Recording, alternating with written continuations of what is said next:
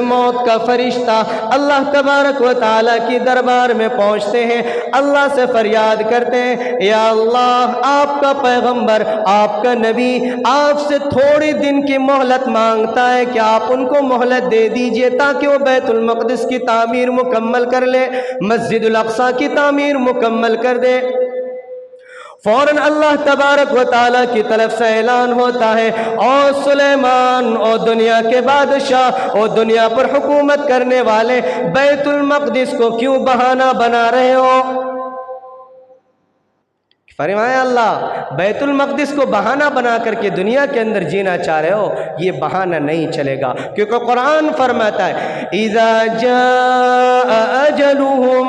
لَا يَسْتَأْخِرُونَ سَاعَةً وَلَا يَسْتَقْدِمُونَ۔ جب موت کا فرشتہ آ جاتا ہے، نہ ایک سیکنڈ